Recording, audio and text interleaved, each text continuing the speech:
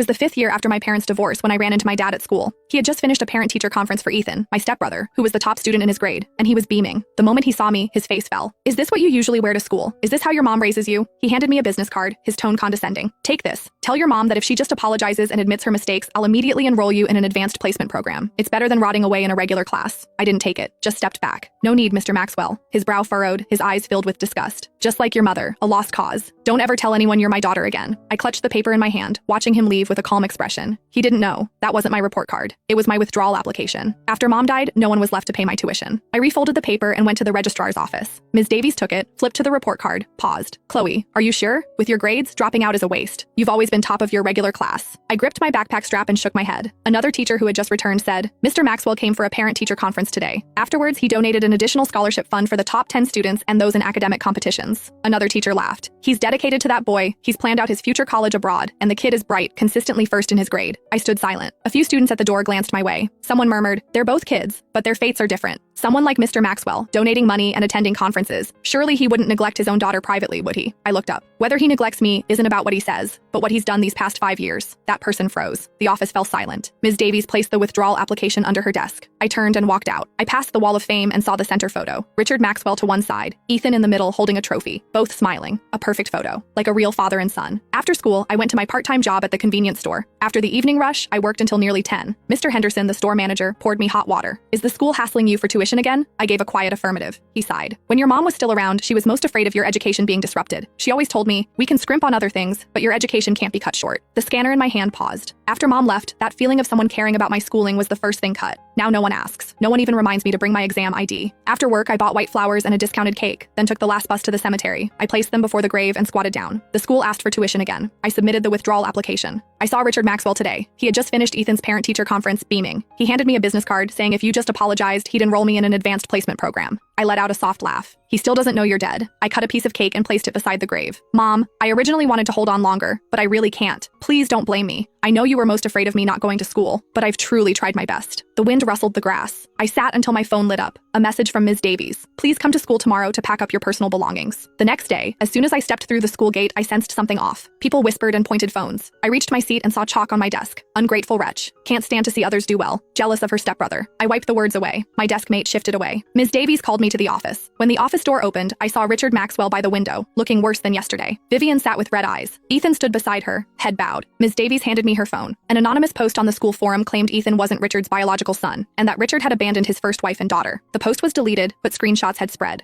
Richard stared at me. "Was it you?" "No." Vivian wiped a tear.